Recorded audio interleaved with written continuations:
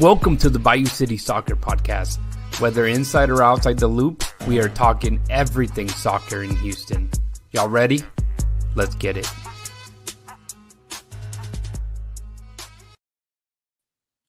Houston, welcome to another episode of the Bayou City Soccer Podcast. My name is Dreary Segura. You probably know that by now. That's really our typical introduction, but I'm not alone tonight. No Cristian Putalias yet. He may be joining us a little later than normal, but we are joined by Joey Chavala. Joey, how you doing? And man, what Dynamo are you repping today? Repping the Dynamo from the Ukraine. Got to support the boys out there. It was that bad of a weekend, I guess, huh? That bad of a weekend. I decided to be a Russian Dynamo fan now. They got the same amount of stars, so we're all good here. More than Dallas. Yeah, that's so true. But obviously, in the background, usually it's Edson Ochoa, but tonight he is stepping into the camera, man. How you been, dude? Well, could have been better. We could have been here starting the show with on a happy note, but no, we decided to lay an egg on Saturday, and that's what we're going to be talking about today. Yeah, I think Rushan is a fellow Russian, so he wants to know the Kiev. Kiev. Who is there is a what's it, Alexander? What's this guy's name? Is that where he played? The guy that went to Arsenal? I can't even think of the guy's name. Arshavin. Arshavin? I don't think. Is that who he played with, or it was just Zenit? He played for Zenit, didn't he? He played for Zenit. I think you're right. Because the only Kiev player I could even think of off the top of my head is Igor Belanov. Yeah. It's like those colors, man. They're very similar, but no, absolutely, guys. As well. That guy plays for Girona. He's pretty good. Again, I think I don't think we're all very, very sad. I think at the end of the day, the season has started. It's begun. I'm excited just for the season covering. Didn't realize how much work it brings again, even though it never feels like an off season when you're covering a team, does it, Edson? When you're in it, it never ends, guys. But again, we'll wait for Cristian Putalias. I know he has a lot to say. So it's funny enough because I covered the game from the press box. Christian was watching it from the stands, I believe, with his wife next to him. Joey, Edson watching it from TV. Everybody had a different point of view. You guys probably had a better point of view from a lot of the questionable calls that happened.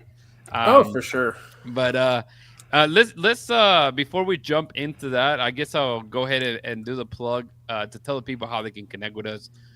Check us out at BayouCitySoccer.net. That takes you to every social media platform that we run, as well as our podcast, YouTube, all that good stuff. Make sure you follow, like, subscribe. And if you're right now watching us on YouTube, go ahead and click that little bell, and it'll get you notified anytime that a video drops. As you can see, I put one today of some, conversations we had with some of the fans pre-game, and hopefully we have more of those coming this week or this weekend as well, with someone sort of famous coming into town, but we'll get there eventually. Guys, let's get started with and I gotta go back to my slides, but let's go ahead and get started with some of the dash news of this week. Nothing pressing, I would say. Obviously, at the end of the day, it is preseason, and the roster continues to change, continues to mold. One of the latest things that it was announced was some changes to the preseason roster, which it just included one new non-roster invitee. But whenever we go into the roster, and I'll go through the names real fast, there's 4 goalkeepers. You got Lee. I'm gonna pull a Christian. I'm gonna keep saying the L instead of an R. But Liz Bursley, it's in goalkeeper. Obviously, Jane Campbell, Heather Hens, and Navi Smith. Defenders, you have 9 of them currently: Alicia Chapman, Julissa Harris, Natalie Jacobs, Katie Lynn, Zoe Matthews, Aiden McConnell, Paige Nielsen, Avery Patterson, Kristen Westfall. Midfielders, you have 10 of them in the roster with Ashlyn Anderson, Belle Bree, Gianna Christensen, Danielle Colaprico, Maggie Graham, Barbara Oliveira. Which happy birthday, Barbara.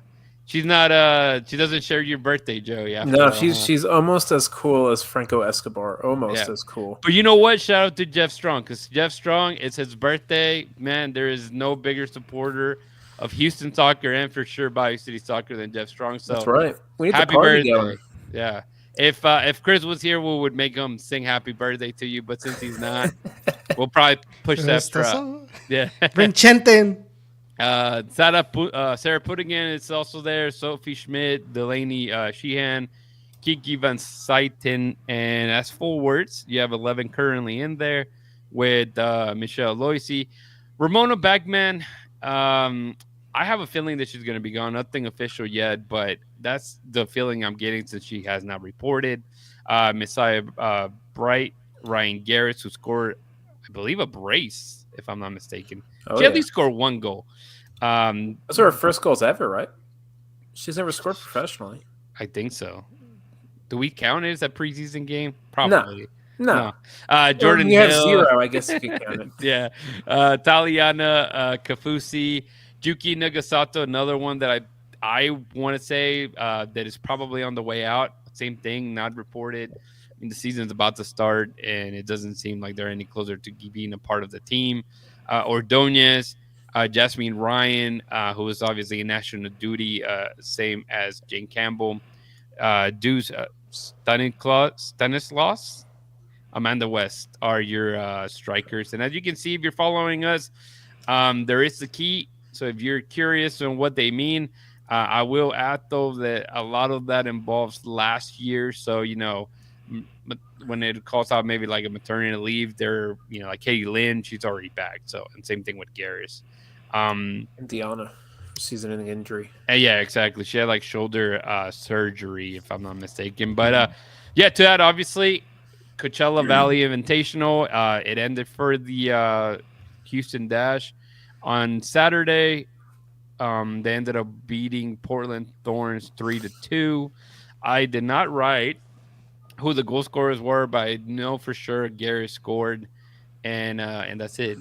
That's all I kept up with as they were shooting those texts or those tweets out. I should say. But I again mentioned about the U.S. national team, the women's U.S. national team. They did play in Houston, man. Dustin was there. She was here to talk a little bit more about that. I know that in the doubleheader, the first match being at 4:00 on a Thursday, it's a little bit difficult to get people out there. But they showed up nonetheless. The Japan game against Australia, Japan just showed how they're just a world-class team. And in the doubleheader, the second game of the match being the U.S. against Colombia, the U.S. Beats Colombia 2-0 with both Jane Campbell and Jasmine Ryan getting a start. Pretty nice to see that happening, Joey. That's awesome. I didn't think Yasmin would start, but then I looked at the roster. I'm like, she probably does start because a lot of the heavy hitters weren't on the roster. And she played well enough to stay on the roster. Hopefully, get a spot, at least as a rotation player when the full team is in. I don't think she's good enough yet to start over some of your guys like Rodman and Sophia Wilson now. But she's good. She's good, ready to have a good season with us. I kind of wish she was around with the Dash still instead of with the international team, because I just like when those new players get a preseason with their team in full. But it's still good to see. I mean, 2 Dash players playing on the national team, that's heaven. Yeah, I mean, for the longest time, it seemed like that's something that people really wanted, right? I mean, that for I don't know how long, it seemed like there was no U.S. national team players for the Dash.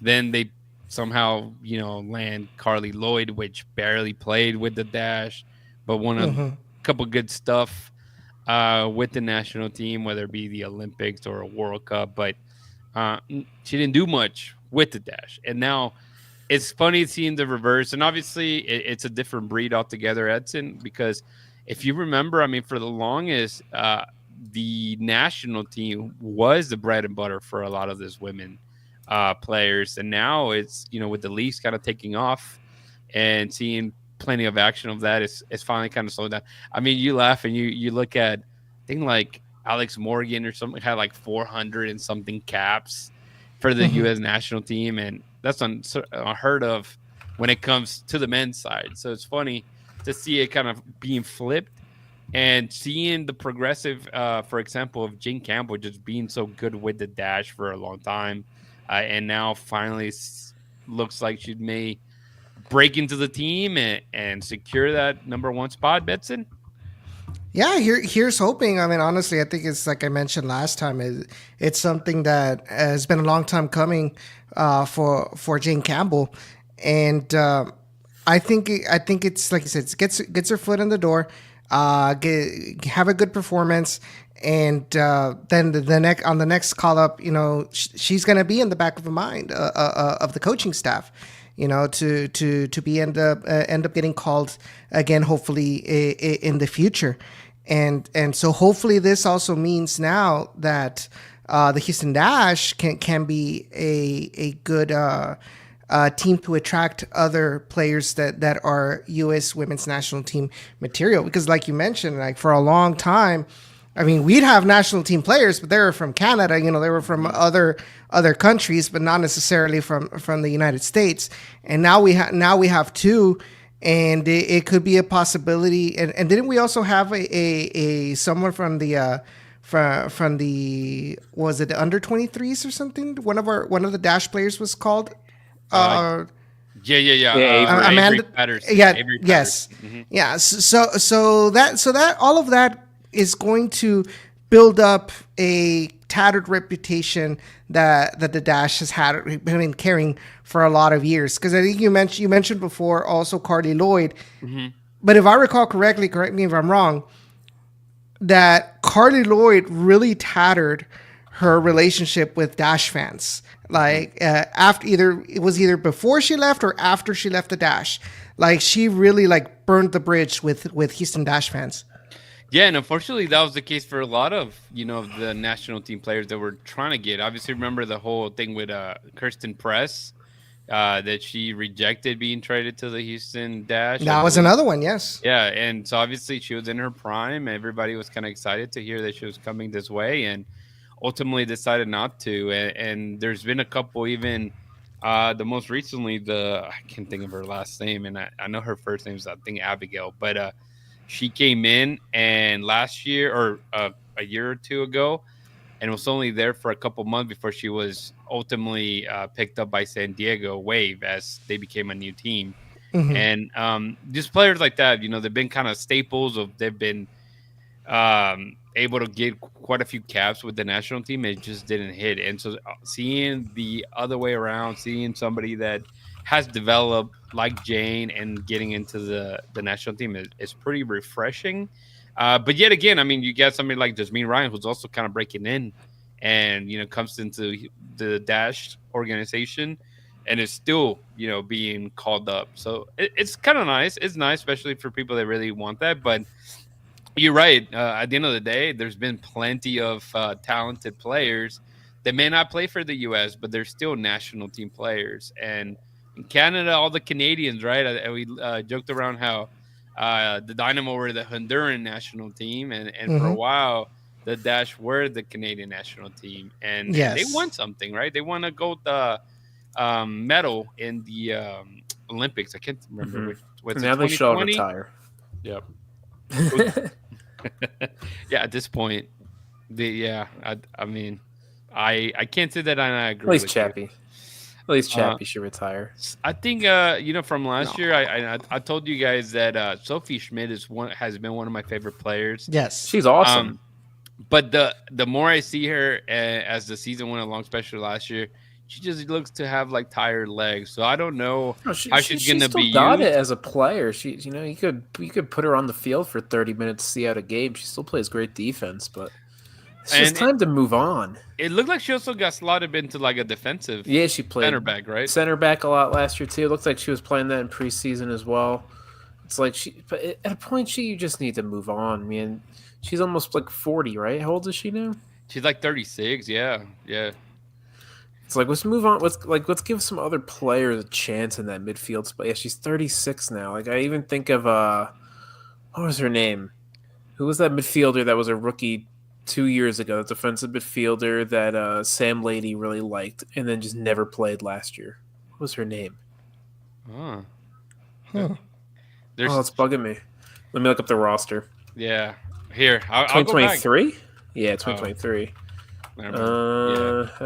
Roster. What was her name? I really liked her. She just never played. Player. No, not Kiki. No, not whatever the hell that Jamaican midfielder is. That's not on the team anymore. Sloan? Is she still? Yeah, not her. Is she still on the team? No, she's not on the team anymore. Is she? You know what? I don't think she is. I don't remember reading that name now thinking about it. Houston Dash announced 2023 roster. All right. Yeah. What is her name? I thought I heard Christian join, but he has Sophie Hurst. There you go. So the other Sophie. See, I really liked her, and then she got traded. She just never played after the first season because they just kept starting Sophie Schmidt every week. It's like, can we let some of these young players play a little bit? She gets traded to Portland, doesn't even play in Portland. And it almost seems like a similar situation with Tigres men's teams with Pizarro, with Carioca, where it's like, well, in the case of Guido Pizarro, it's like you bring him in as an attacking midfielder, you convert him to a center defensive midfielder, and now because of his age, he's like really, really old now, and now he plays more as a center back, and that's pretty much the parallel I've seen with Sophie Schmidt. It's like they want to keep her because of what she's done with the Dash, and so they try to kind of mold her, have her or adapt to her capabilities at an older age. And now they have her as a center back. But I mean, I definitely understand. Yeah, obviously the sentimental value. But like Joe says, you have to give an opportunity to the younger generation.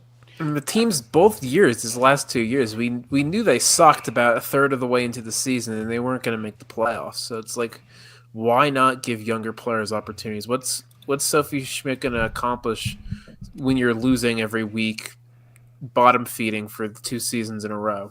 Especially when they keep continuing to change coaches. Just go ahead and play them. Play the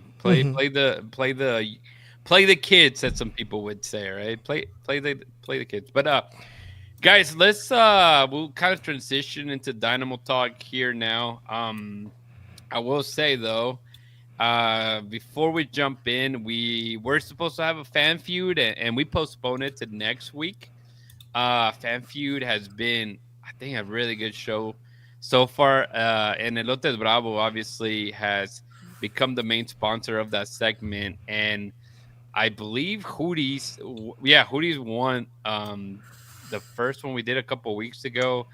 And I did meet up with Hootie's. There's actually a video out there on our YouTube of us talking to a lot of the Houston Dynamo fans, specifically the El Batallón members. Hootie's one of them. And and one thing I told Hootie's, I was like, bro, I saw you. I knew I was going to see you. And I completely forgot to give him his autograph ball that he won. But this is the plug. So, again, I have a list of like 5 people, and I know more people want to join.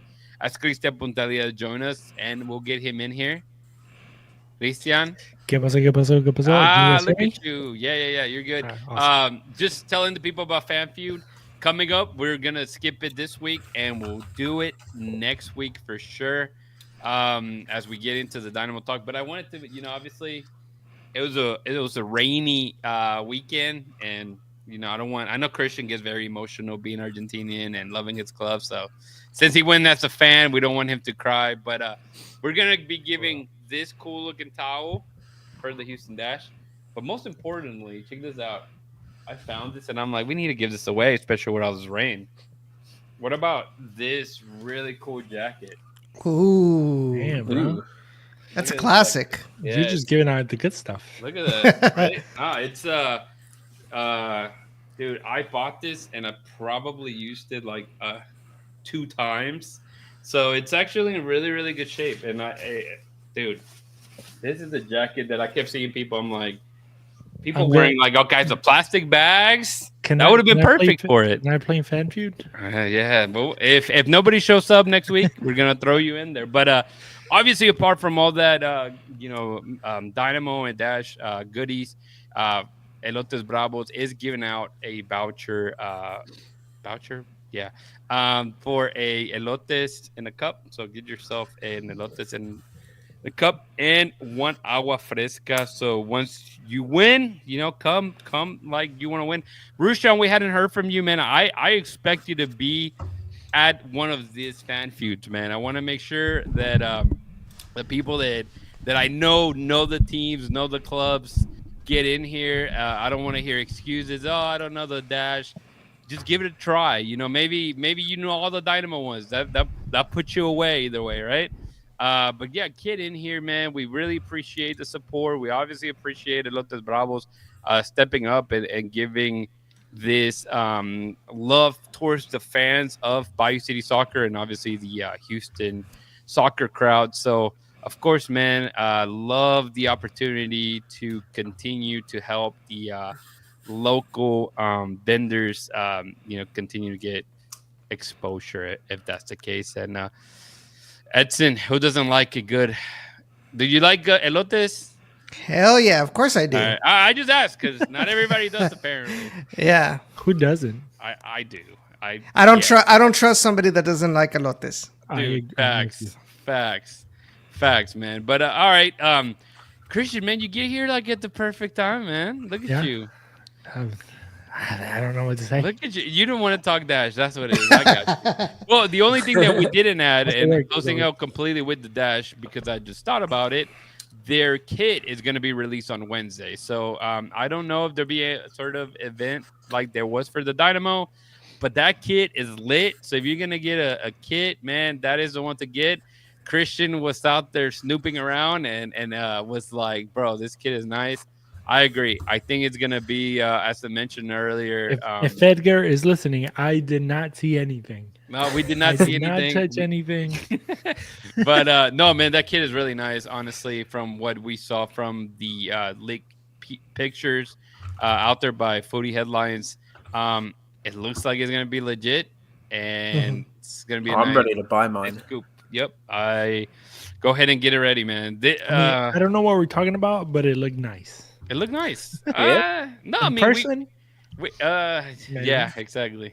What person? See, I'm buying it right away. Barb rocking number 10 now, getting that jersey. You already know. All righty, guys. Wait, you're not getting what's the other girl's name? Diana? I already have one. Oh, okay. My Yeah. bad. I got Diana's from last year. So no, 2 years ago. Always got Jay Hurtado in here from LA. Love it, man. Everybody. We get Jeff. Did we already say happy birthday to Jeff? Oh yeah.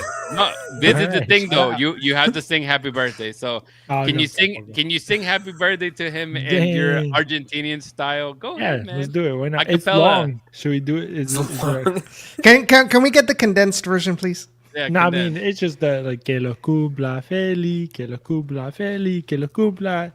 Jeff, que lo cumpla feliz. There you go. All right. Hey, happy birthday, Jeff. Yes. We promised that because you were late, you had to sing that song as promised. That's what we're here for, the people.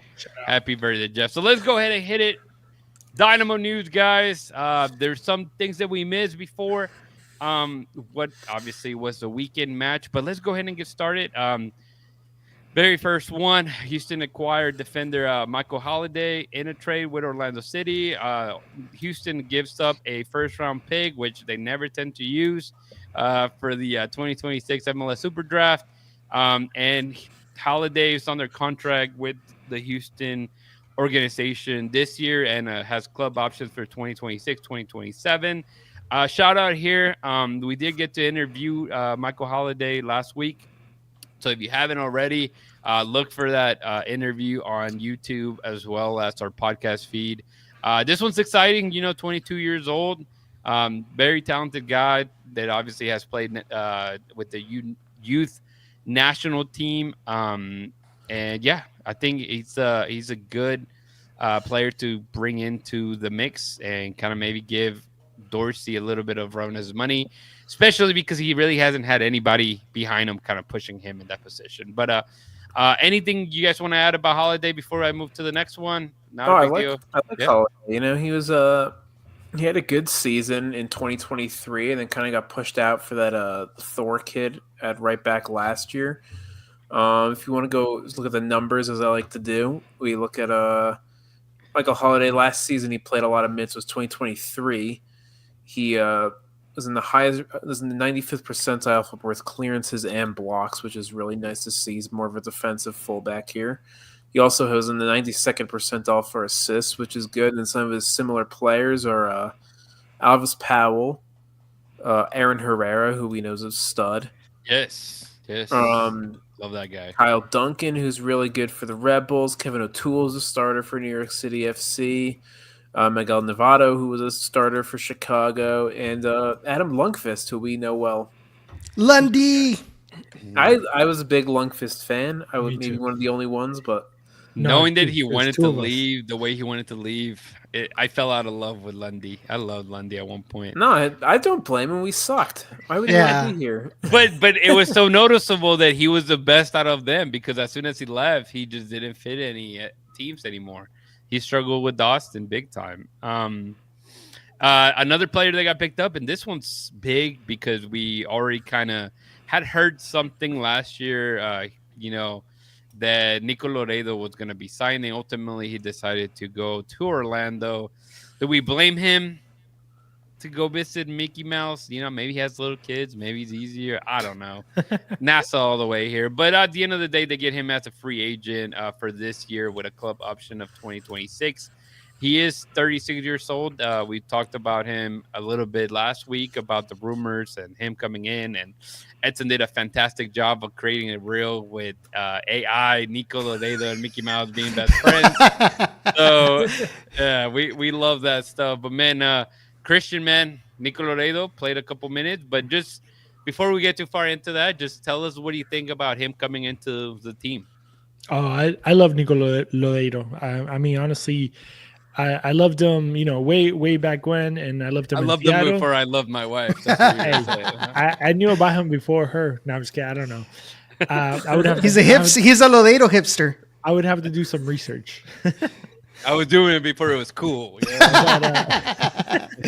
No, but I mean, he is one of those players that you always liked, or at least I did. Yeah. Like I said, from way back when, and just seeing him kind of do his thing in Seattle and just everything that he did over there, winning championships, winning CONCACAF Champions League, and just doing everything that he did. The guy has experience. The guy has. I mean, he's 36, so you would think he would have some. And he's a lefty. He's a lefty number 10 that I like. So what's not to like? Yeah, no, absolutely. And even his numbers in Orlando were very good. I mean, Very good. Joey, I'm not the stats guy, so here's your plug. All right, here we go. All right, so he was in the 98th or 99th percentile in assists per 90, expected assists per 90, shot creating actions per 90, progressive passes per 90, passes attempted per 90. And then we got his similar players statistically last year: Jack McGlynn, Yep. Edward That's Leuven, good. Cole Bassett, Ricky Puig, Hector Herrera, Robin Ludo. That's crazy. That's right? 1, 2, 3, 4 players in there have been in MVP conversations in the past in MLS, and then Cole Bassett, maybe he's never been in that kind of conversation, but Cole Bassett's a damn good player. So Yeah. No, I mean it's it's an And I just feel like Nico Loredo's name just speaks for himself. Yeah. it does. He's a winner. All right, I didn't look this up, and no, this is not a part of the Crush Joey stats, but is Nico Loredo the only player or Houston Dynamo player that's won a Copa America? Is that Copa America? yeah? Because if I'm not mistaken, didn't Loredo win it in 2011? I want to say that's and I can't think of any other player that's gone through the Dynamo that's won one. I don't Did know. Vicente Sanchez win one, Edson? You should know this. Copa I, America. I doubt it. I don't Copa think America. so. No? He didn't really play much with Uruguay, did he? I don't ever. He only had Besides- 30 caps for year Yes, he one. did. So Lodeiro did win. Yes. I know Laredo did, but I'm saying I don't know if there's anybody else, right? Probably No, not. I don't think so. No, Vicente Sanchez's best finish was 2004. He finished in Okay. third place in Copa America. So maybe that's the only one, which is kind of crazy just to think about that too, because not many players in general, right, go through that, or hell, even playing on the World Cup. I think the list of Houston Dynamo players that have played in the World Cup is very, very slim. And Who is it? It's Hector, Boniek, Figueroa. Machado, he played there. Did with Panama. Kiki Struna play in a World Cup? I don't think so. Doubt it. No. I would guess he's it's played. better. He's played in the Euros, I think. Yes.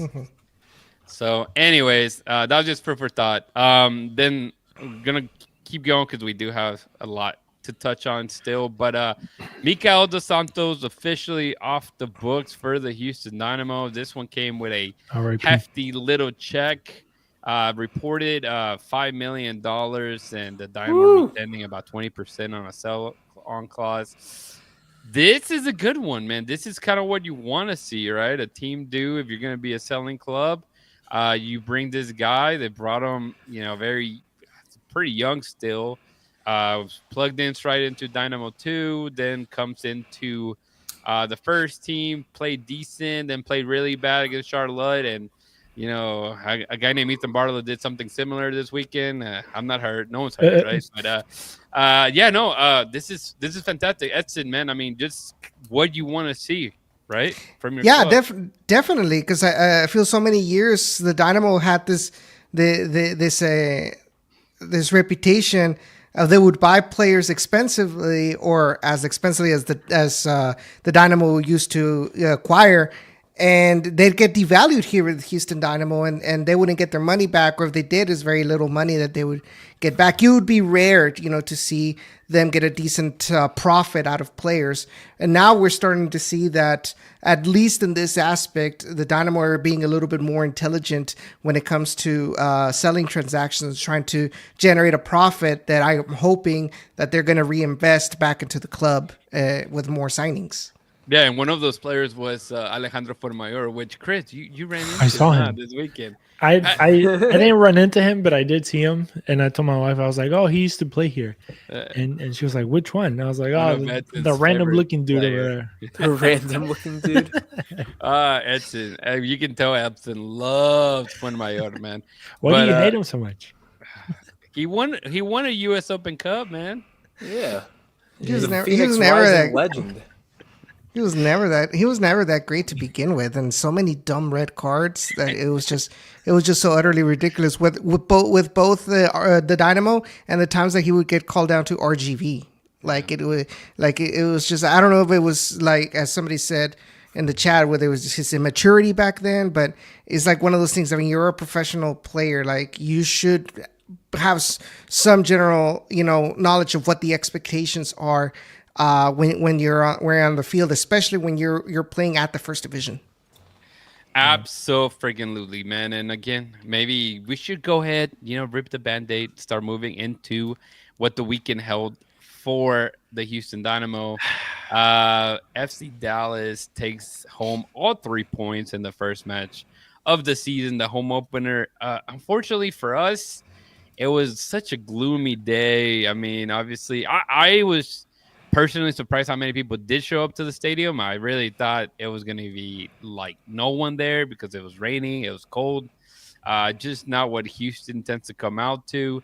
From the beginning of the pregame, as I mentioned, obviously we stopped by a few of the bars. Christian and Dustin went to Pitch 25. Myself and David, we went to Texas Tailgate. We got some interviews with some people, so you can look that up. But I will say that we'll probably be back at Texas Tailgate next week. It should be better. Weather should be better. Should be crazy with who's coming into town. But before I get too ahead of myself, and I don't want to be, hey, what are your thoughts on this match? What we're going to do is we'll start from the beginning, man. We see the lineup. We see that, this beautiful 11 people are out here, and there is no Eric Sviatchenko, which as soon as I saw that, I know my thoughts, but Joey, as soon as you saw there was no Eric Zichenko, what was your thoughts, man?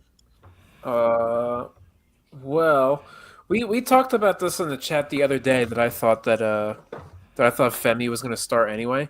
I thought it was going to be for Ethan Bartlow, not for Sviatchenko. Right. So I predicted that Femi start. So I wasn't too surprised to see Femi's name in the lineup.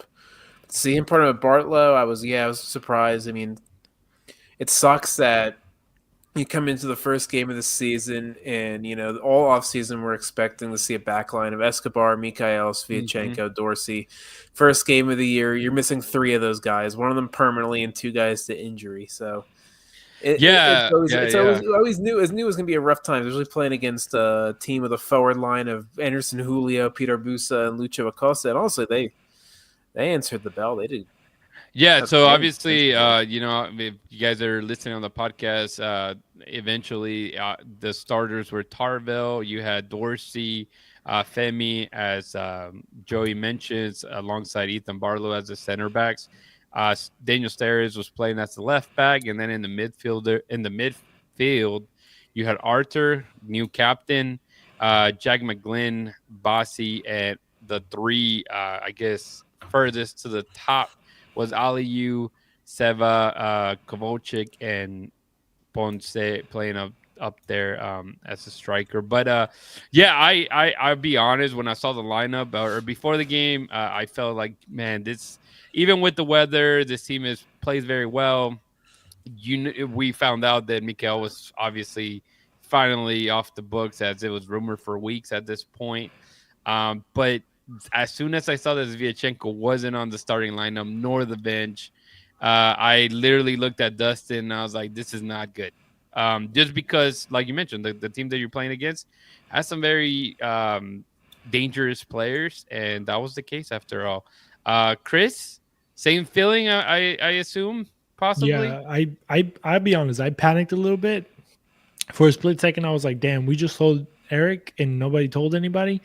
Like, well, what's going on here? Where did he go? And I just got scared. Yeah. And I asked right away, like, hey, what happened? They said that possibly a little knock, and we did hear from some sources that he was obviously in the President's Club watching the game, so it didn't seem like extremely bad of a case. And for my perception, he probably felt something bothering him, so it was best for him not to even suit up and kind of hold him back for either the coming game against Miami or just in general, get him healthy so you don't lose him for a longer or an extended period of time. But yep, again, that was the starting lineup there. Yeah. Getting a call. Oh, hello. Uh-oh. Yeah, Palmeiras, Femi. Yeah, I don't know, 7.5. Dude. All right, 6. Palmeiras says they want Femi for 6. There you go. Let's go. Let's go. But call Pat.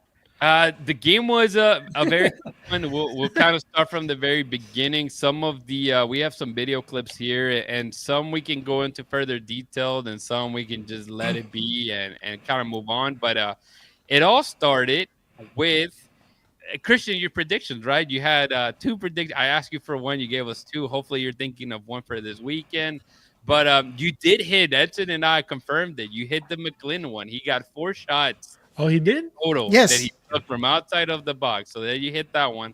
The other one, definitely no go. But, it was not a good night for that guy. It was not a good guy, name. So that's where it all started. So here we'll play the first clip. Hopefully it plays and we're good. Let's see. And let me replay it. Here by Amin Bossi, right-hand channel for Griffin Dorsey, and a ball is lashed in from the right-hand side for Houston. It's good. So when I first saw that, just from my angle, I was like, did he just shoot that with his right foot? And Dustin's like, you idiot, he's left-footed. He's never gonna hit it with his right foot, and he was right. So it's interesting to definitely see that for sure. But that right there, Chris, 5 minutes in, guys already shooting, from long distance. That's what you want to see, right? Exactly. And I looked at my wife and I was like, that's 1. And she was like, what are you talking about? I was like, it doesn't matter, but we need to get to 4. You're like, yes, like write it down. Let's keep going. I was counting. Yeah. Then obviously, in the minute or 10-minute, then I'm sorry, there is this dangerous play that kind of happens. If it replaces and Ramiro are the deep-lying pivots in midfield for FC Dallas. You saw Legit with a touch a moment ago. Now it's Anderson Julio off his line. Andrew Tarbell and Anderson Julio were coming together, but a good read in starting position. That play right there, especially being, you guys know, on that press box is right in front of that. There were so many defenders in front of Tarbell. There was really no reason for him to launch the way he did. Luckily, he got the ball. He could have easily taken down the player, which obviously he did, but he could have easily cost a penalty. And that right there, I do remember looking at Jambi, who's obviously joined us that game, and David and Dustin, and I was like, "Ooh, that's a little." Yeah, but as a keeper. As a keeper, it only you got to go for the ball. It doesn't as long as you get the ball, it doesn't matter if you take out your own teammate or you take out the other player for the other team. But you go and get the ball, and you're gonna try and go at it at 100%. Don't be oh, should I get it? Should I not get it? Because that is where mistakes can happen. Yep. And I agree with Edson. I was in the angle kind of opposite to you guys. I was behind the goal, but on the other side, to the right side, or to the left, I guess, however you want to see it. But I when I saw him come out, I was like, he better come out swinging, and he did. Yes. I was like, oh, okay, good. This might be a good night for Tarbell. If he's gonna play like that, it's gonna be a good night. And then, the second goal happened. And another thing I just want to talk about on that play. Bartlow there, I think you mentioned before. You mentioned before that you've got to line up with a lot of experience, like with Lucho Acosta, and it's in that play it really shows how the experience overwhelmed, just at least in that play, overwhelmed Bartlow, because he caught Bartlow literally with his legs open, so he just kind of nudged that ball to go in between his legs, and Bartlow was in a position where he wasn't able to quickly react to that, and that's how Lucho kind of got away from him. But it's a good thing that Andrew Tarbell was actually paying attention and concentrated to right before Lucho Acosta puts that ball in between the legs, he was already running to intercept that ball.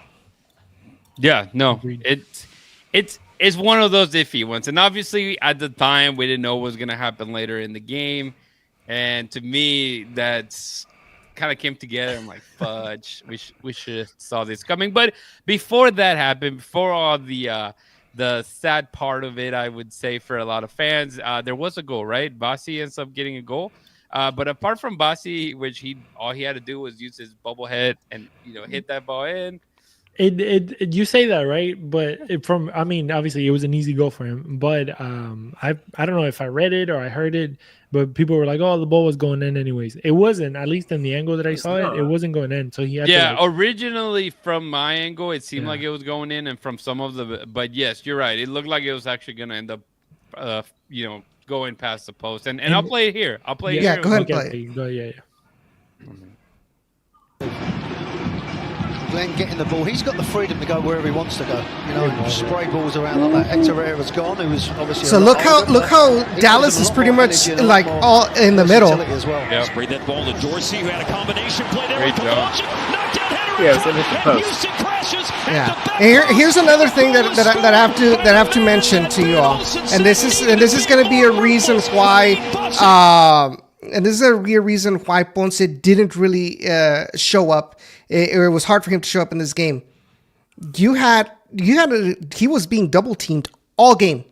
He was double teamed all game. You even see it in this play where both of the center backs go towards Ponce, and because of that, they leave Bassi just all alone. But throughout all of the game, you didn't really have Ponce in a comfortable position to receive, because you had Sebastian Ibiaga, you had the other center back as well, and not only was it they were on him closely, but there were multiple times where with both center backs were doing all the kind of little fouls. It's like, maybe not necessarily like with the intention like to hurt, Just but it's one of those checking things. Yeah, it's one of those things where it's like, hey, don't forget, I'm right behind you. You're not gonna go. I'm not gonna go easy on you, kind of thing. So all of that played a factor.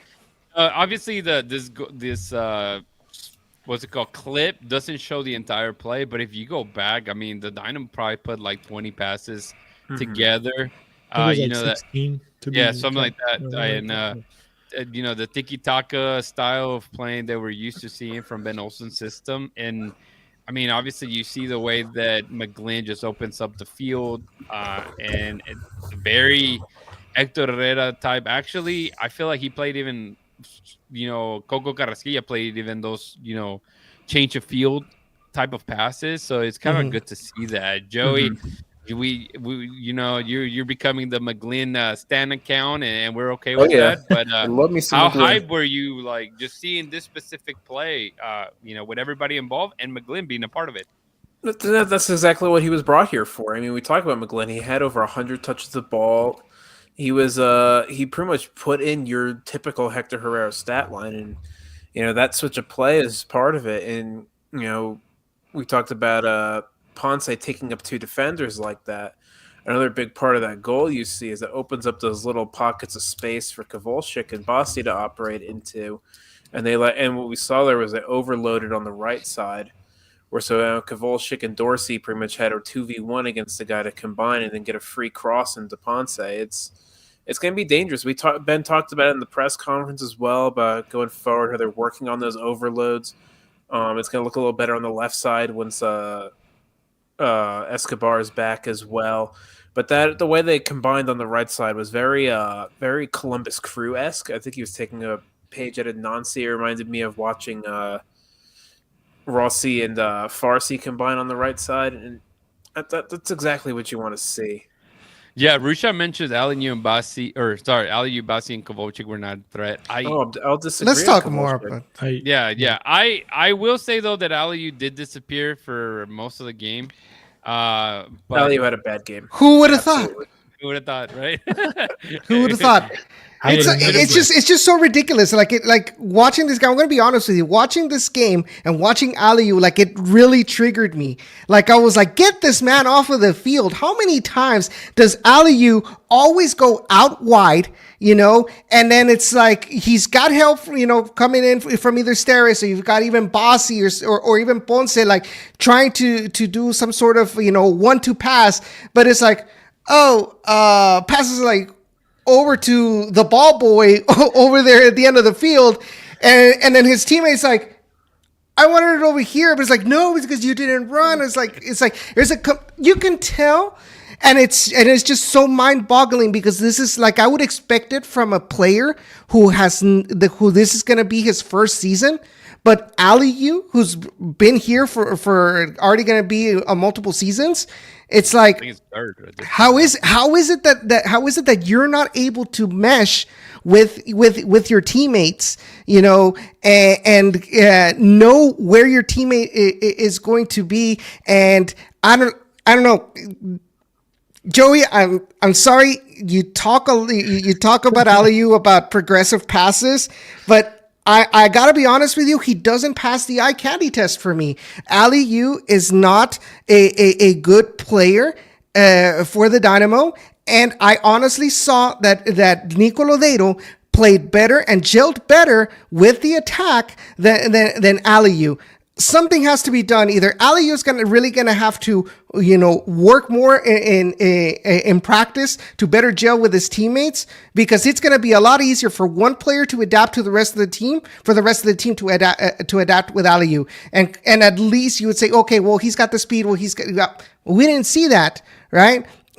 Because it's like he doesn't know what to do with the ball. He doesn't know what to do with the ball. And even when he does get passed, it's like the crosses are like, no, and it makes me think. Obviously, the two guys that they brought in, Nelson Quinones and obviously Inali. I mean, that's the same position, right? So what is Aliyu going to play eventually when you already have a striker? Is he just going to move back to a backup striker at this point, like a bench player? I mean, that's.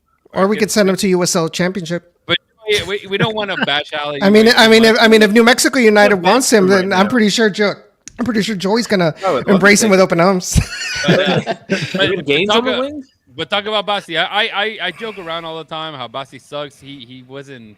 I kept telling Dustin if it wasn't for the goal, he didn't do much. But in reality, he was one of the better players on the field. And Kovacic he's a workhorse, right? I think he's always out there fighting. He's just like making everybody, keeping everybody in their heels, both defensively and offensively. Yeah, that's right. Anything else you want to add on that comment? Ali Basi, Kovacic, not a threat. Let's talk about Ali just a little bit more. I mean, you can't really sit him because who do you sit him for? Exactly. At this point, Ali and Nelson when they're healthy. He was good last year, and I mean he's had rough games. I'll bring. He's the only vertical threat on the team. You don't have, but he's not okay. He's a vertical threat, right? In paper, but he's not really anything. He absolutely is a vertical threat. He doesn't show it. Maybe I think he didn't have. He does us more harm than good. He doesn't take anybody one-on-one. Okay, ever. I'm gonna be the devil's advocate here. But no, you can't. Wait. But also the type of game that you're playing. I think with the wet field and all these issues, and Ali. See, it happens in dry fields too, though. Can't dribble. The boy can't dribble, man. That's how I mean, I just thought Lodeiro looked a lot better. He did more in 30 minutes with. I think he swapped with Kovacic. But you can't start Lodeiro there because that's gonna be the most predictable thing ever. You're gonna be able to sit 10 men behind the ball. I mean, it's because Aliou is predictable. Like he but at least adds verticality to the team. You need a threat in behind. Whether what's happening right now. You guys still changes the way you play defense. I like this debate. You guys know exactly what's happening right now. All he does is like he goes up to the line, he waits for the ball, he grabs the ball, moves forward 3-4 yards, turns back around, passes the ball back to whoever's waiting for it, and that's it. That's all. And Chris, let's not forget how many offside calls he's always getting called per game. I mean, he's just. I mean, I don't know. To me, he is not a good player. Like, he's just not a good player. I mean, you're talking about he doesn't take people on. I mean, his numbers are league average in terms of wingers, in terms of take-ons per 90. So he does take people on at an all right rate. I don't see it. I don't know what kind of take-ons there is. Man, where is this allergy? Everybody's Dorsey. It's one loss, guys. Dorsey has more take-ons and more like drives to the line than Aliou has ever done in his entire life. He just doesn't. That's factually incorrect. Well, what I was trying to say, everybody just kept talking was that I was saying, like, you know what's happening right now? Poor Aliou's ears are just ringing and like. Good. Hopefully it lights a fire under him. He gets paid a good amount of money to get the ball and move forward. I mean, Joe says he's going vertically. He doesn't move forward. Dorsey has a third of the completed take-ons over the last season than Aliou does. But he tries. Aliou doesn't. He tries at an above-average league rate. Maybe I didn't see it this game, but this game he did not play well. I am not defending this game, but in general. You said on your ratings he picked up right where he left off last year. Yeah, because he stunk it in the playoffs last year. He wasn't good. Exactly. So but he still overall he had a good season last year. No, I'm not. I mean, it was decent. I'm not gonna say he was good. He was good. I just think obviously not right now because Anali and Quinones are injured, but I just think both of those guys are way better than Aliou. And as soon as one of those guys gets back, Aliou. Then why wasn't Anali starting over him before? Out of respect. Because he barely came in and then he got injured. Yeah, out of respect. But he still played a few games. There was like 6, 7, or 8 games. If I'm Ben Olsen, out of respect to this guy, I will also not keep starting him all the time, but I will start him out of respect. Be like, hey, dude, I respect you. I have confidence in you. The same thing you would do with Barlow. Barlow, yeah, he shit at the bed, but it's like, okay, this is one mistake. Let's keep going. Let's keep pushing. I believe in you. I respect you. Let's do it. It's just professionalism. You also have to bring up the difference in the defensive numbers as well, because out of possession, he's playing left wing back, and he plays really good defense compared to what Anali did as well. I mean, I see where you're going with that point. but I just feel like an offensive player has to be more offensive than defensive. Well, so Joe, so Joe, do you believe then Aliu would be more of a left wing back rather than an actual winger? If you say that one of his best characteristics is helping out in defense. Sure, do you think then that he's in the incorrect tactics? Well, no, because that's the way Ben's system works. Is when they're in possession, they turn to a 3-back, and that left mid becomes kind of a wing back, kind of a forward winger. They kind of has to do both jobs. It's just how Ben plays. I mean, it's the same way Dorsey plays. Dorsey kind of turns into that wing back player as well. I mean, I don't think Aliu is playing out of position. I think in a traditional 5-back, I think Aliu would do a fantastic job as a right wing back, but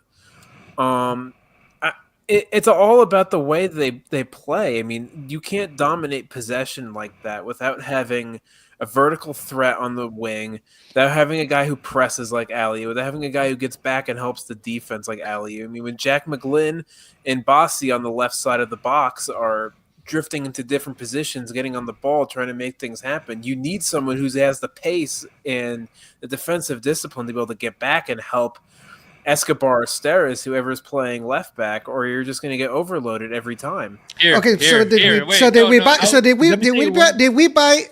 Aliu to be an attacker, or did we buy Aliu for his defensive player? No, we bought him as a winger. We bought him to attack.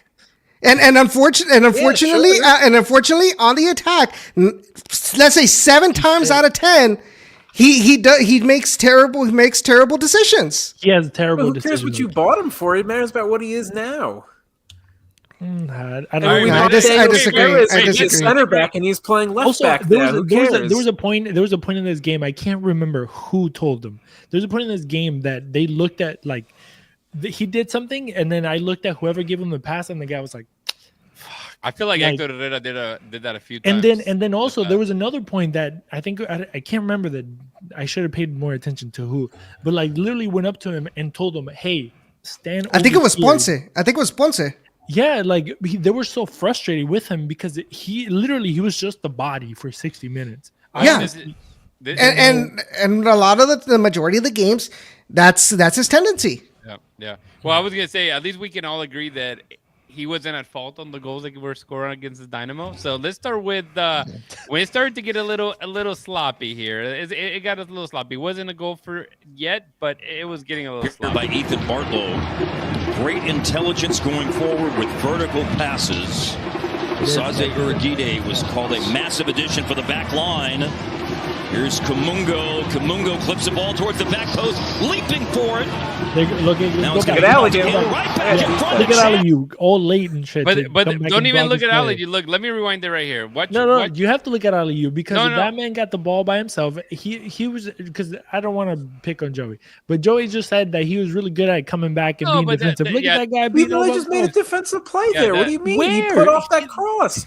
He got right in front of him and gave him less space for the cross. Yeah, right there. Right. That cross still went by. Exactly, and the guy got to but the it had ball. less space. He couldn't put it in the exact spot. Dude, He's trying to aim for whoever's on our turn right there. Put the gift for in that position of the area. Those are the kind of crosses you want to get. It's just going to be those kind of crosses that go right in front of goal, and hoping that either a defensive leg or an offensive leg change the trajectory into the net. Him closing him down there, it cuts off the angle in the space. He's not even positioned correctly either. Beginning. If you look at the beginning, he walks. He's right there. He's by the ball. Look, watch. Just keep watching him. Look at him walk. When he's jogging. Yeah, but I mean, there's no. He's keep going. It's because the guy runs behind him and look at all by himself right there. No, exactly. Okay, wait. Here's my issue. Look at the position of Andrew Tarbell. if anybody is to blame in a lot of this stuff, look at his position. No, As a he's- Is it though? goalkeeper- Is it though? Because Yes. because as a goalkeeper, No, you're he's supposed to closing up the defend angle. you're supposed to defend the first post. Yeah. No, not, Again, not, look not at the the way- defending right there. This is actually brilliant defending. Arthur is on his man. Awadesu is covering that zone right there. Aliyu is closing down the man. There's almost no possible way that this ball is going to get into the back of the net with the way the defenders are positioned. It's Yeah, great and look at- defense. I disagree. but- I agree that the defense is good. I'm with Joey on that, but I'm with Tarbell. He's not in a good position. Look, Tarbell's if in a it fine wasn't- position. He's cutting No, off the yeah, angle. but- He's not positioned to make a save. He's positioned to stop the ball from even Yeah, getting exactly. to it. He's covering his first post. he blocked it and it almost went in. I mean, it No, ended up being a but it corner. didn't. I It's a disagree with mess. Rudy. I disagree with Rudy on that. All right, that's I think, fine. I think Tyler did a heck of a With job. the way Aliu closes, the only way that ball goes in the back of the net is if Moore has more time on the cross and is able to get it a little bit over the air, over Awadesu's head to that forward, to get it in the air. In the way No, I Aliu disagree. closes it down, it's not. It's No. At that angle where I'm at, so close to the goal, there's no way for me to put it up top because the goalkeeper's right there. So Exactly. you have to go low. I think this You video have to clip go is low. you don't have to go fantastic. low. What do you mean? Look at the angle. You're too close to the goalkeeper right there. You're too You close have to to, the and play. you have to remember go that low. balls in the air at that short of a distance, that just gives an advantage. That Yeah. air time is going to give an advantage to the keeper because let's not forget, a keeper can actually use his hands as well to get it. What I mean in Spanish we call it buscapié. So it's basically you're just looking for a leg on the Yeah, bottom. you're Like just looking literally somebody just, to- yeah, you just look like Diagonal Edson matona. said. Like Edson say, you're just looking for a foot. It doesn't matter if it's the offensive player, the defensive player, whoever's Sure. gonna touch it, Yeah, it's for gonna go sure. somewhere, right? And even Arthur, I don't know if he got a touch on it. Great defensive He move did. by Arthur. He came He back. did. Beautiful. Absolutely he And did. that could have gone the other way, right? That could have went into the goal. Or that could have been a Joey- penalty. That Joey, too. the alley you are. But that's what We need but that's Dustin what- here too. that's what you have to do. Like if the guy that crossed it, he had more than enough time to get a cross in. Okay, If Aliyu would have been in a better position, the guy wouldn't have gotten to it. I agree. Can we move into the next clip? Let's go. My bad. Which Yes. I mean, you see Jay Hurtado, man. This replays have like obviously agitated everybody in their. We're changing the mama, game, so guys. We're This changing the is, game. this is different, man. Obviously, what do they call it? Monday night quarterback. I mean, that's here we are. But this is all what I guess became the show of what the hell happened here, starting with Ethan Barlow, who played a very good game, and we are not going He to did. bash him for the Yeah, he entire game. But They're playing out from the back and they just dwell on it too long, and that's a sloppy ball, and you can't do that to any level. Was that the beginning? Well, remember that Mikhail transferred out to Palmeiras. Little knock in training for Spiachenko. So the center backs tonight are Awadesu and Bartlow, and the giveaway by Bart. Yeah, it was terrible. So to me that is just lack of unacceptable. concentration. Yeah. Can you put in that video where it's the overhead camera, where it's kind of the wide shot? let me see. They're playing out from the back and they just Okay, stop. Yeah, pause it right there. Okay, so to me, I would have been a little bit more lenient on this if I knew that, like, let's say, that when he received the ball, he had his back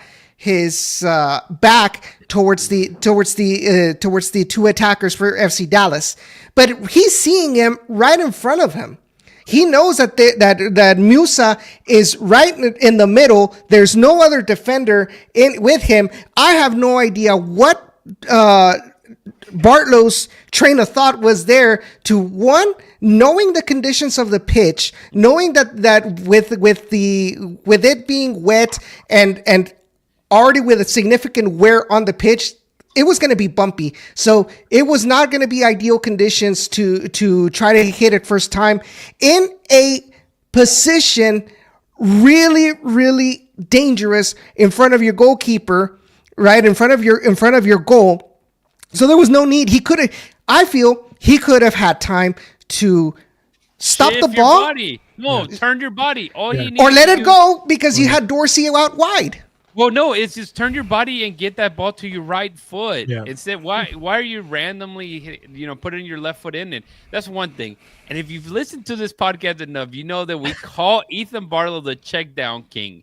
And for the longest time, all he would do was check it down to Steve Clark. who Steve Clark was fantastic, right, with the ball and his feet. But in this case, I mean, you see him dwell on it too long, and that's like that make no sense. What are you doing? Like that's straight up. But what the hell are you doing? I think he's trying to get to McGlynn. I think that's Yeah, what yeah. he's doing.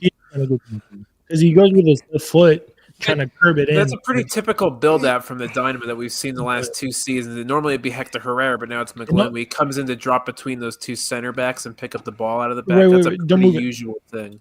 And also, you see right there, before he even gets the ball, he's already falling. He's already kicking. Yes. Yeah, exactly. He already has no balance. He slipped. Yeah. That's really what it is. He slipped. If you know you're coming down and the ball is kind of way out wide with your left foot, which is his weak foot. I mean, obviously, today it's a lot easier to talk shit about. Hey, you know, yeah, no, I mean, hindsight's 2020, but he's still. just fucked up. Yeah, he's just fucked up. And I was gonna say, I mean, we saw a guy do the same exact thing, and he got sold to Palmeiras for $5 million. So at this point, who cares, right? I mean, it's a one-time play. It's a slip. It happens. He is gonna get crap. Sure. He should get crap for it by the fans, of course, because I wouldn't give him crap. I'm talking for just that play. Yeah, but these are basics, though. Like this is one of those things they always teach you when you're kids that never play it to the middle. Exactly. Yeah. In front of goal.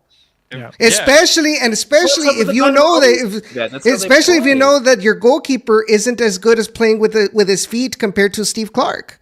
Because even if he got the pass, can you put the video again? Yeah, it's so obvious what he's trying to do. He's trying to take a touch and pass it into McGlynn, which again we've seen this so many times. Is how they build up out of the back.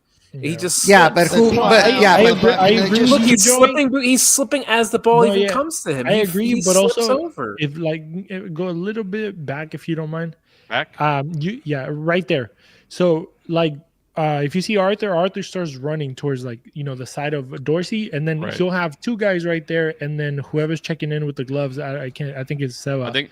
That's Dorsey, Nico, isn't it? So 25 is Dorsey. No, the other guy around the center circle. That's yes. Yeah. So obviously, we all understand that he fucked up. He was trying to give it to Jack right there, which is probably the smart thing to do too.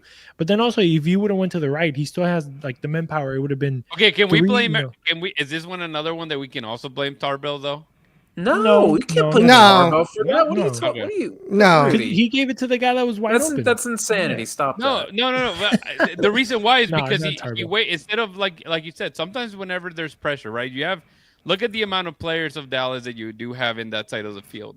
If respectfully we know or understand that maybe Tarbell's not that great with his feet, why not play from the get-go a hard pass to Dorsey, who's wide open, instead of trying to nicely play? Because that's not the game plan, Rudy. No, I understand, but it's all situational. I'm just saying situational. I mean, but this is a simple 4-2-2 press. Look at the whole idea is Bartlow gets the. I'm pointing with my fucking mouse like people can see. I got you. I got you. He's trying to give McGlynn. I get your point, Rudy. I get your point. And then, as whoever is that, I think that's Lucho pressures Bartlow. Yeah. The ball's supposed to stop and go to McGlynn, and then McGlynn's have a lot of space to either give it to Arthur and create another triangle in that box midfield. Yeah, that's the whole strategy of the team. I'm just looking at the whole thing, right? I'm just not purely putting it on Bartlow. Yes, Bartlow takes a bad touch or whatever that was. We don't even know. But anyway, I'm just taking it situationally. Did Tarbell put him in a bad spot as well? So that's kind of where I was going with that. But Bartlow also needs to have the vision to know exactly what he needs to do. So I don't think it was a bad pass from Tarbell to Bartlow. I don't think. You guys say that he's slipping whenever he's passing he slips after the fact that he hits the ball. He was fine there. No. Look at his body. His body is already leaning. Before he. That looks like bad positioning of his support leg of his right. It wasn't a brain fart. It was just a baddie connected badly with the ball and slipped. Okay, that's what happened. It's not he didn't make the wrong pass. The pass from Tarbell to. But you gotta know better. The pass from Tarbell to Ethan was perfectly fine. Ethan fucked up. That's completely fine. I mean, it's not fine, but we understand it. The thing that if we are gonna put any type of blame on Tarbell would be the fact that he didn't move forward. I never understand why goalkeepers don't I mean, that's in you're a goalkeeper, right? So the whole point is for you to get closer to make the goal look smaller. But if you look at Tarbo stays. Oh, in we his saw spot that and too. Oh, yes. he lets saw Musa that just too. basically come to him. And it's like, no, bro, like just get out of your line and go quickly. Cover the the fucking holes. All But right, he doesn't. well, He stays back, let's- and that let's also move. gives Musa a bigger target. A bigger opportunity, more time to analyze and see what his options are. Yeah. So if you want to blame Taro of something, I would say that. And again, even with these issues, the team was still playing very well. There wasn't really any chances created for either team that you would say, except for this McGlynn, obviously getting that one of those 4 strikes from outside of the box for Chris to tally up. But this was a really nice hit here by McGlynn. And again, that's where Josh Wolf has come in to help with that side of the game. That's a great ball by So Issa. they're looking to put more numbers forward, but still be a good defensive team. But the defending is on. Ali would have never done that. Look how many players they have out in the box. Oh, Jack McGlynn! He does hit it from outside the top of the D, and it cannons off the post. Sent back in by Crippen Dorsey. Looking for Cavall. What did I say last week? That in this game it was going to be crucial for shots from outside the box, especially given the weather conditions. You have to shoot from outside the box because you saw it all game that FC Dallas was parking the bus basically and trying to play on the counterattack. So you notice that you couldn't get balls over to Ponce because he was being double teamed. The other players just couldn't manage to comfortably be able to penetrate that back line. So the best thing to do was to shoot outside the box, and that was a really close shot by Jack McGlynn, honestly. And so I told you like right before we went live that the Dynamo in the end shot 6 times from outside the box, one being a free kick, the other one being Bartlow. Which I want the other 4 to be what's it called? Make sure that it wasn't Arthur, guys. It was Ponce. Everybody was talking, oh, Arthur should never take a free kick. That was Ponce.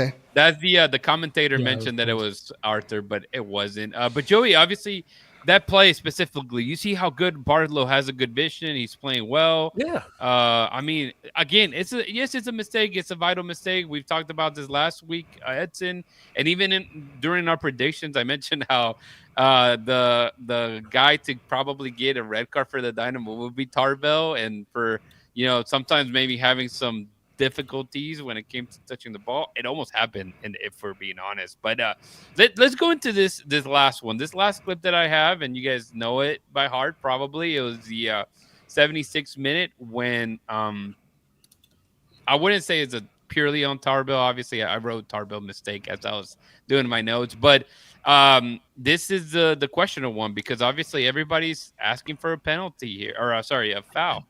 Push it out to the right-hand side. Ladero. He's a player. And McGlynn, no foul given. Pedro Musa dragged him down, and here's a run, and it's pushed forward, and this is Anderson Julio with an open goal, and he scores. Goal, FC Dallas. Play, man. They'll have a look at that. They've got to have a look at that because I think there's an arm on his shoulder. It's an arm on his shoulder. All right, so let's kind of break this down, right? Let's start with the Push it up. Let's start with the is it a foul? Is it not a foul? Obviously, this is not a very close up. From By the way, that was a fantastic pass from Nicola Dera. very good pass. I mean, the dude was on fire as soon as he come in. There is like a arm hitting the back of Jack McGlynn's back, and it looked like a little bit of a pull. Yeah, it's a Nothing is foul. called, and you can hear the commentators. They're freaking out. They kept saying like that's a foul. They need to look at it. They need to look at it. They need to look at it. They don't look at it, but let's obviously No, they looked at it. Did they look Yeah. at it? Well, the See, referee never every looked goal. at The it. referee And No, never but went to the monitor to look at it. VARs. Yeah, Yeah, and- Yeah, and to me, I understand why they didn't call it. To me, it seemed A like little soft. McGlynn, that it was soft and McGlynn exaggerated on the fall, and I think that's why it kind of took away from some of the credibility on being able to call that foul. I mean that's my interpretation. To me, it didn't seem like a callable foul. Because of that, because it really did seem like as soon as McGlynn felt the touch from Musa, he loosened up his body and let himself go, trying to look for that foul. Yeah. So of course the play goes on, right, and then you see this Musa gets a through ball to Julio Anderson or Anderson Julio, who he's beating them. And this is my question here, guys. Just He bringing is extra ball. outrunning them. I mean, but he still has the two guys in front of him. I don't feel like why is Tarbell 30 yards out? No. There's, I mean, it makes no sense. I mean, no way. Yes, you're okay. You're beating him, but at the end of the day, you hold up your. If you're talking about, 5 minutes ago, Christian, about holding your, your stance, making yourself bigger than the goal is, or trying to at least. Why would you, think that this is a good situation of going out? You could have easily gotten a red card as well. That's fine. And my criticism towards Tarbell is that he didn't get the red card. He should have. Like, you're there already. Hit him. Yeah, bro. He had that there. You can't really see it there, but where I was watching it, I was behind the goal. There was like he did this like 3 times. It's like, bro, if you're gonna come out, come out. Dedicated, yes. Just fucking come out. I was so heated because come the fuck out. Because if you're gonna go. Like if you're committing, might as well just yeah. That's what I'm saying. And that's what I mentioned a little while ago. If you're not committed, you're only gonna show that lack of confidence to the attacker. And 100%. yeah. So I wanted to ask you, Chris, because you were there in the stands. Before he started running, where was Tarbell located at? I think he was close to his box or inside this box. I can't. He remember. can't be there if the defensive line is going to be really, really high, and knowing that you've got speedsters up in front with the team you're playing against, your rival has sweeper, you gotta play keeper sweeper. I mean, obviously not everybody can be Nahuel Guzman, but you have to. In the modern game, the keeper has to play more keeper sweeper because of instances like this, especially if you know that your defensive line is going to be slow. You got a speedster as a striker. You got to be there to be able to intercept and clear that ball away. How many times have you got? I know I keep talking about Tigres, Nahuel Guzman, but look at Nahuel Guzman. Look at, I guess Dibu as well would be a good example. Look where they're usually at when the defensive line is near or in front of midfield, where the keeper is positioned. He is positioned in between the middle circle and the 18-yard box for that exact reason. In case there is a long ball that they try to send a through ball over the defensive line, he's there to intercept, clear that ball away, and not give them huge amount of space to be able to run, get some momentum. And like you mentioned as well, if he's just gonna be like trying to like, that's not gonna do any. You got to make sure that you have some presence. And Tarbell did not show presence to even tickle Julio. Yeah. Yeah, Rushan says that he was closer to the penalty line. Dago also mentions that Arsu over Aliu. At this point, anything over Aliu, a bottle of water, a cone. I'm kidding. So what is Joey. I'm kidding. Okay, Wilmer Cabrera. All right, no. We don't want to keep it. We still have a lot to go, and we're already an hour and 15 minutes. Okay, let me just kind of finish that idea. Yeah. If you're also if you look at the way that Tarbo ended up getting to the ball, he was just kind of I missed. Maybe. Yeah, maybe it's not the smartest thing, but if you're already got my red card, man, get my prediction right, dude. It has to be. I don't know. You probably heard it before. La pelota del jugador, the player. Exactly. Los dos nunca. Hit something. You know what I mean? At that point, whatever. It is the first game of the year, and I know you're still trying to impress, and there's confidence. But at that point, I would have been content with a red card, keep the game 1-1, bring in the I think the Dynamo has a good team enough to keep that game at 1-1 with one man down, if not even win it, to be honest. Mm-hmm. I mean, and honestly, we shot ourselves in the foot. And yeah, I mean, he could have touched something, at least hit one of your players, like something. But no, he was, and you can tell in his body language that he wasn't committed to it. And you saw it before he ran, when he went like this a few times, and then when he ran through it, he wasn't even running full speed. He wasn't running full speed. He knew he was going to get past, and he was going to try to, turn around and catch it. But, it's impossible when this guy Julio is freaking speeding 1,000 miles per hour. So, but yeah, that's all I got. Yeah, no. I mean, there's a lot, but there's definitely more positives, right? We focus on the negatives, which Nah, two we big lost, bro. mistakes Fuck. that it's obviously those two big mistakes ended up in goals for sure. And I need people to understand because I know I've saw a lot of Debbie Downers after the game. Look, I know we're focusing a lot on the negatives today on the show, Yeah, but there's something that I was taught, as I was going through this whole doing podcast thing. You're never after a loss, you're never the worst team in the world, and after a win, you're never the best team in the world. So we also have to keep into consideration that okay, it's not like the sky is not going to fall because of the yes, it hurts. It's FC Dallas. Nobody wants to lose against FC Frisco.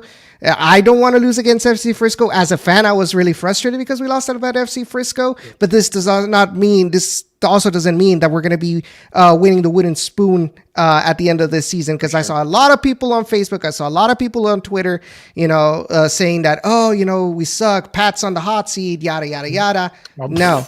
That's dumb. Insanity. yeah, no, for sure. What is it, lunatic fringe that Dustin always talks about. Fringe, yeah. But but no, you're right. And obviously, this is for a game. I think what makes it a little bit more difficult, obviously, is because your next match, it's against Inter Miami, and you're while probably gonna Inter lose that Miami, one too. and that's where I'm going with this. Obviously, both games are tough matches. That you're going against.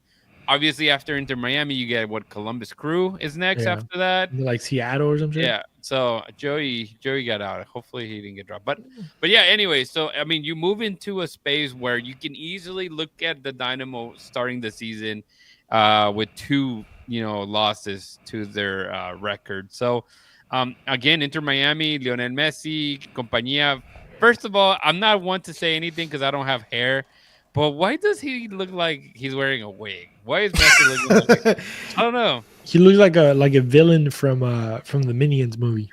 Dude, I don't know. But yeah, Joe, you missed me saying that I don't have hair, but why does Messi look like he's wearing a wig in that picture? He But does look like he's wearing a wig. He looks a little funky. Joey Logano.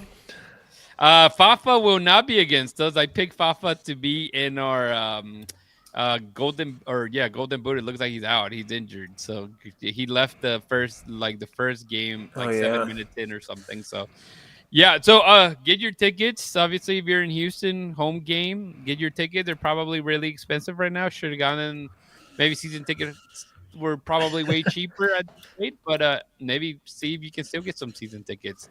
And let it be a lesson for the future. If you were on the fence of getting season tickets, maybe get them and then you can enjoy these things. Yeah. I had said to you guys, you never know. We'll be crazy to give away tickets. I don't think we're gonna be able to give away tickets for this match. I apologize, but keep an eye out for further giveaways. That's just kind of how we go. But how excited are you, Chris, for this game? That's the thing. People. I mean, obviously, I'm Argentinian, and people assume I adore Messi. I like Messi. I like him a lot. I like it a lot. But I'm not like a Messi fanboy. So to me, honestly, it's one of those things like I'm not going to pay $300 to watch Messi. I know that we're probably going to watch the greatest player to have ever played the game. Yeah. And that's wild, right? I mean, people can say otherwise, but I think, honestly, if we go to, as Joey likes to say, the facts speak otherwise. And I think Messi has all the facts, Yeah. And I think I'm more excited to see that and just the fact that he's probably the greatest to have ever done it or do it or will do it or whatever, however you want to put it, than the fact that he's Argentinian and he won the World Cup with Argentina. I don't know. Hey, obviously, I don't know if you guys, Space Gooner did mention suspension coming. He's Messi. I doubt they'll suspend them. There's no way they're gonna suspend them. You're gonna suspend the league's cash cow. But everything that he did, from the post game stuff. Yes, it was, dude. You don't touch a referee. That's an aggression. That's an aggression. He didn't touch the referee. It doesn't matter. It doesn't matter. It's an intent. He didn't touch the referee though. He went to the fourth referee. No, that wasn't the fourth. That was a. I'm pretty sure that was the fourth referee. No, it wasn't. It was one of the helpers for the other team. Yeah, no, Doesn't matter. That's still an aggression. How many other players? How many other coaches? It was a love tap. Nah. Don't put excuses on Lionel Messi. No. FIFA does enough to You guys excuse his actions already. But okay, I so didn't think it was that bad. if this is the predicted starting lineup, we'll just go with what was used, obviously this past game with Tarbell, Dorsey, Bartlow. If we don't see Sviatchenko return, for whatever it is, maybe Femi gets back in there. Daniel Sayers, we did see Franco Escobar get some minutes. Maybe he's ready. I mean, he did miss basically all of preseason, so possibly not. Then you have Arthur, McGlynn, Bassi, Aliu, Ponce, and Kovalchik. I mean, it's still a very strong lineup, guys. I think we see Escobar back. There's not a Messi there, of course. Oh, Escobar, but Escobar would probably get red carded just so. He didn't look too great. No, I mean, he hasn't played was much. injured, right? But yeah, he's still gonna have a lot of rest. So he did it was an assistant, a New York City assistant. I guess I thought it was the Ford referee. No, it wasn't. Because I saw he had like something in his hand. But it's still, I mean. But have you also noticed how de volada sale la prensa amiga a justificar a Messi? I don't know. I didn't think it was that bad. Batioja can't be worse than Ali. Damn.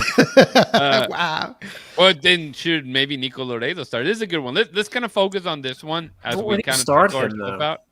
Over Kovalchik? No, I would put Kovalchik to the left. You know, it's funny because I had seen a lot of people. You don't have any speed on the left, then. I had a lot of people kicking out Basti out of the lineup for Nico Loredo. Oh, come on.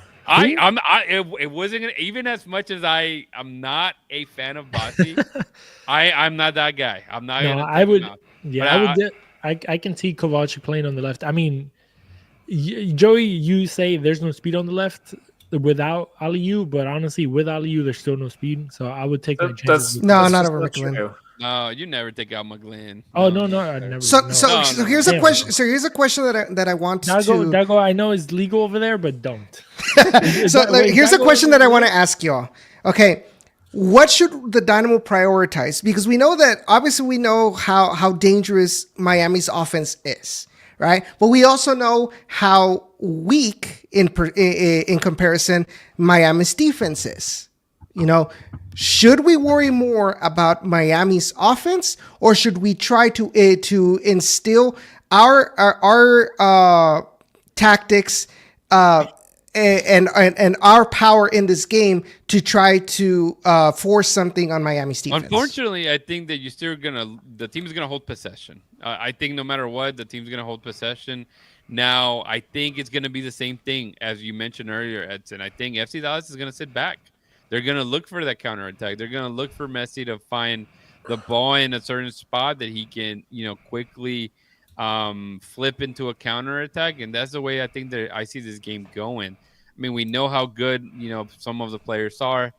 But at the end of the day, Messi and company are going to be smarter in the way they it's kind of like whenever you do martial arts, right? They always say, like, use the opponent's, like, body or, center of gravity. That's how I see teams, right now because of the lack of firepower, at least consistency from the Dynamo on top to get, put games to bed.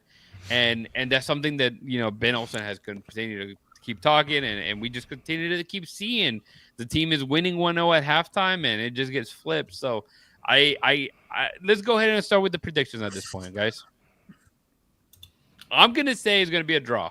I'm going to go ahead and say that I want to be a homer. I want to say the Dynamo are going to win.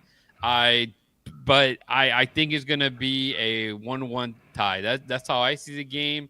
I don't see them keeping a clean sheet, unfortunately. And I don't know. I think they can definitely contain Messi to an extent. But, I mean, you can only, like that play with Ponce, right? You can contain a guy, but there's going to be a couple guys open. So, Christian, you look like you're on the negative spectrum.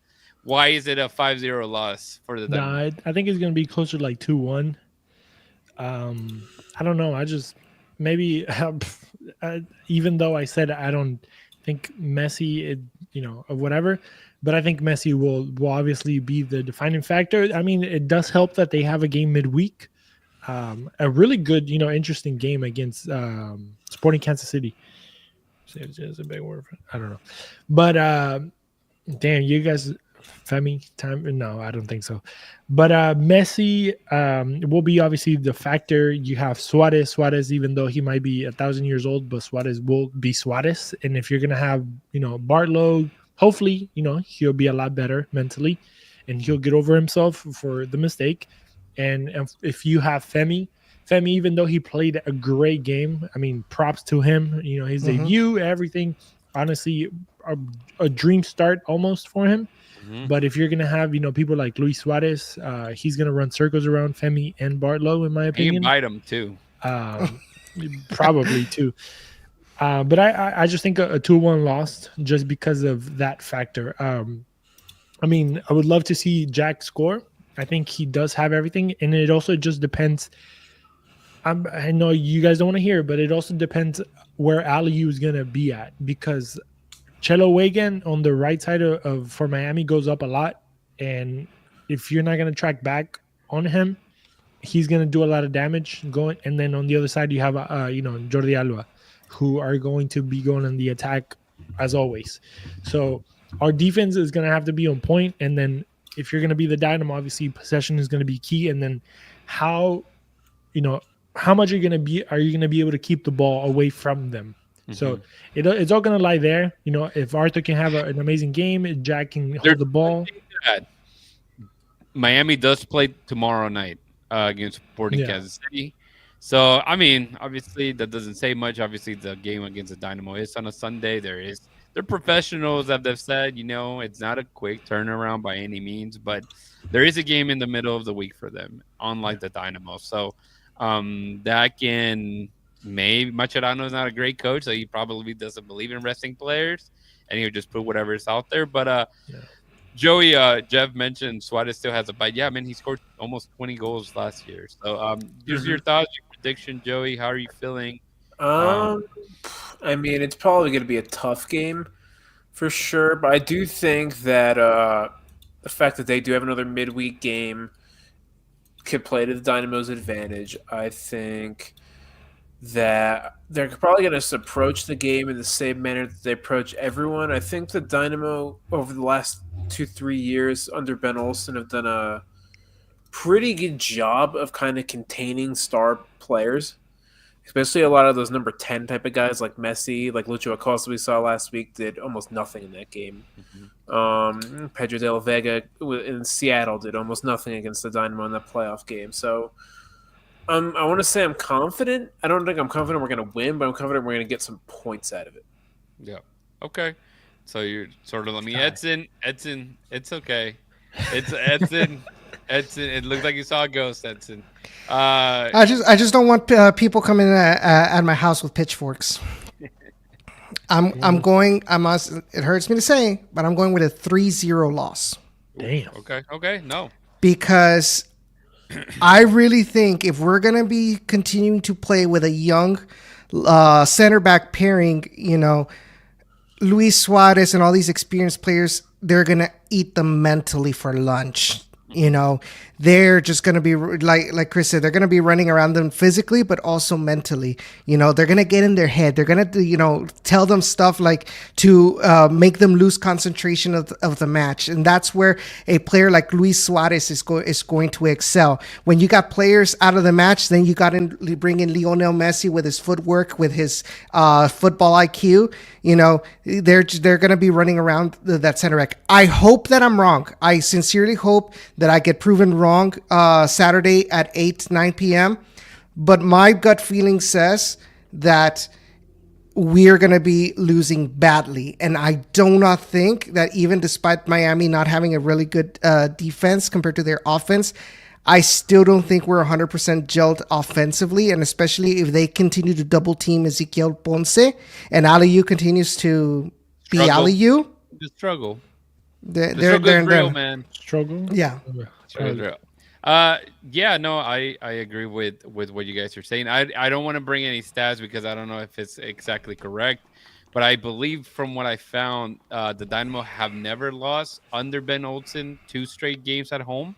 They have lost and tied, I think, twice. But There's always the anyways, first time. so there's always the first time, especially when you're playing the GOAT, right? The only player non-Dynamo that has a picture and a wall at the stadium, at Shell Energy Stadium. Next time you're in the back, go look at it. It's there. It's nothing cool. But all right, we get to the point of the man. This has been a fantastic show. There's so much interaction on the chat. It's fantastic, guys. Thank you for that. Thank you for following along. But Chris, I hope you have some. Well, just give me one, man. We only need one orange divination. You did 2 last week. You got 1 correct, so props to you. And then the other one not so great, but I mean, I think you get the gist of it, right? So yeah, kind of. Just give us one of us, man. I don't want it to sound like a cop out, but I guess it's kind of more of a whole game type thing. But I feel like Arthur against what's his face, the guy that's gonna play in the same position as him on the other side, Busquets. I think Arthur's gonna have a better game than Busquets. I know that it might be. Hey, we can look at Foot Mob, man. Foot Mob ranking. There you go. They had like a similar. I think Arthur. Busquets was one of the best players for Miami last game, and Arthur also. He's one of the best ones. All right, that's a good one, man. You can leave it at that. All right, guys. I think it's gonna be a tight one. So this is we've reached basically all the talk we're gonna do, man. It's an hour and 30 minutes, probably the longest episode we've done this season. But we're not leaving yet because we do have a Crush Joey stats question. Yes. Joe, what did he's Jeff wearing say? a Dynamo. Almost snatched that wig off Messi. I love it. Look at it come full circle. Oh, that's what I had. That was my other one. I'm sorry. That there was going to be at least a minimum of 2 people. Oh, no, that was going to be added. That was going to be my thing. Okay. The bodyguard has to be put to work. Shell Energy Stadium is not a very hard. And please, at all. No, it's like at this is all. me telling the people to do it, right? No. It's very difficult for people not to make it into the field for sure.